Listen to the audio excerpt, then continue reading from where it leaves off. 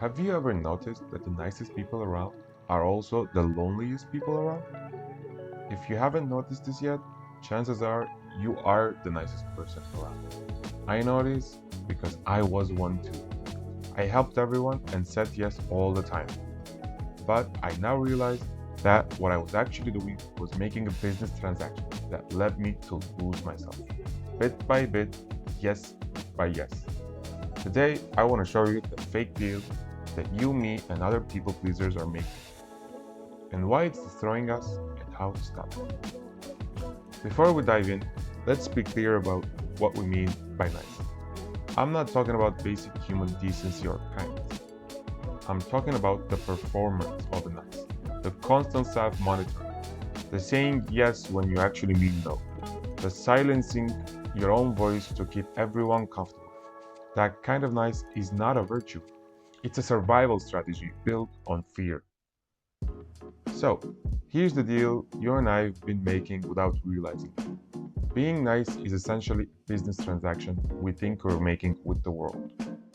It goes like this: I'll always say easy, pleasant things and ask only comfortable questions.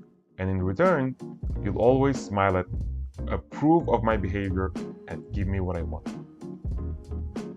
It's a deal driven by the urge to always be accepted, to always have something interesting to add to every conversation, and the urge to never be rejected by anyone. It's essentially giving power to that voice that comes in and silences you. The moment someone says something you vehemently disagree with, but you can't speak up because you don't want to cause a scene. At its core, being nice is about being liked by others by making everything smooth. No waves, no friction, no authentic expression. Now, if this business arrangement sounds appealing, and let's be honest, sometimes it does, let's not forget that there are two massive problems. Problem one: this deal doesn't actually work because it doesn't actually exist. The theory is faulty. No one actually agreed to this transaction. It exists only in our head. In fact, the real world operates quite differently. People tend to get rewarded for speaking up, taking action, and respectfully disagreeing. Meanwhile, us nice people are usually left behind, too polite to complain or ask for more, too skilled at faking contentment to recognize our own dissatisfaction. We've gotten so good at convincing ourselves that whatever scraps we get are good enough because we're too nice to demand better. This was a very familiar story to me. Like most people pleasers, I personally always said yes and helped everyone. But I never felt like I got the recognition I deserved for it.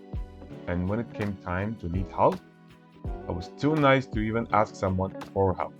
Despite having helped everyone, I had to end up doing it all alone with no one to help me back. Here's the second problem with this deal: you eventually lose yourself in the performance. By putting on the nice mask constantly, you never live your true life. You never truly express yourself to others. Eventually, you stop expressing yourself even to yourself. Nice people tend to be on display all the time, performing their best behavior so consistently that they forget how to just be. We wear this mask so much that we forget what we originally wanted in exchange for all this niceness. So even when someone does offer us something in exchange, we don't dare express what we actually need because most of the time we don't even remember it in the first place. For me personally, I forgot completely what my needs were, what my boundaries were. I had the fake mask on so long that I couldn't find what was under that mask. I reached a point where I no longer remembered if I had just said yes to something out of genuine interest or I had just said yes because it was simply the thing to do. I couldn't tell anymore which ones were genuine yeses and which ones were fear-based yeses. So you might be thinking, so what's the alternative to this? To be a not nice person? That doesn't sound so, right? Well, the thing is, the opposite of toxic niceness is not rudeness or meanness or even selfishness. It's just authenticity. It's expressing what you actually feel and think.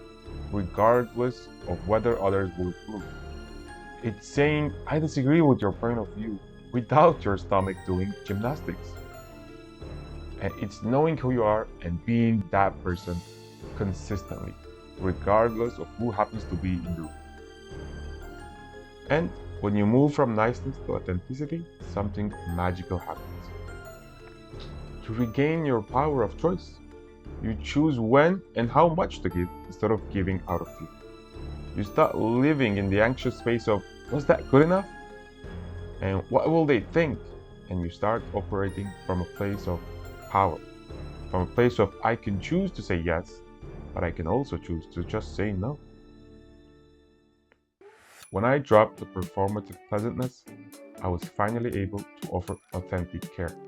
When I stopped agreeing with everything, I had free time to think and realize what I actually wanted to agree or disagree with. All this because I finally allowed myself the permission to every once in a while say no.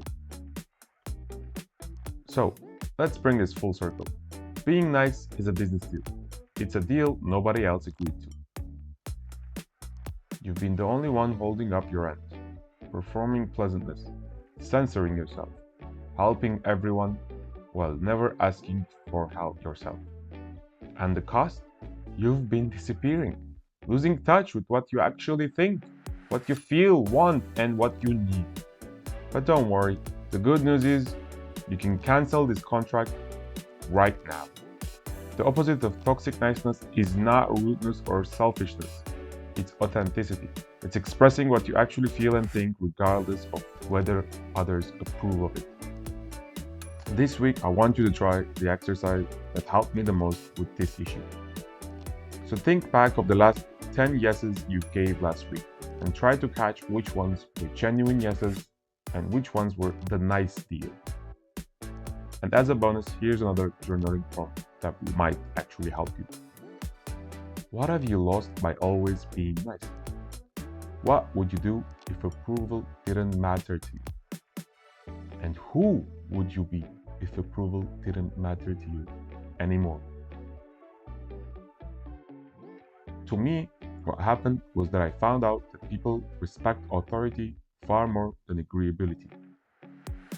They trust someone who occasionally disagrees over someone who never does. And most importantly, I started to remember who I actually was underneath all that niceness.